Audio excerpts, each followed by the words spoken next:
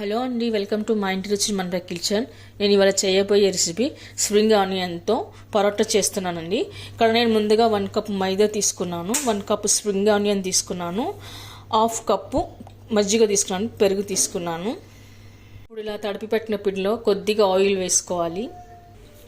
Oil వేసినాక మరొకసారి తడిపి పెట్టుకోవాలి. ఆ తర్వాత 10 మినిట్స్ మూసి పక్కన పెట్టుకోవాలి. 10 మినిట్స్ తర్వాత ఇలా పిండిలా మెత్తగా చాలా మృదువుగా అయింది.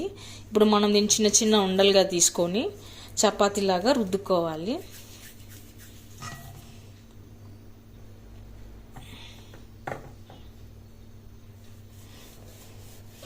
చపాతీ సైజ్ లాగా మనం చేసుకోవాలి.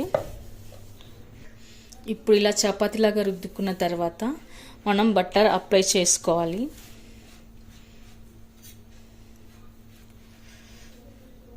ఇలా బటర్ అప్లై చేసుకున్న తర్వాత కొత్తిమీర వేసుకోవాలి.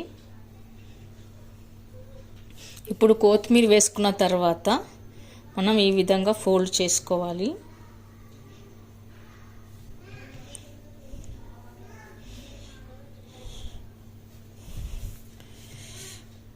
ఇలా ఫోల్డ్ చేసుకున్న తర్వాత ఇంకొకసారి ఇలా మనం రుద్దుకోవాలి.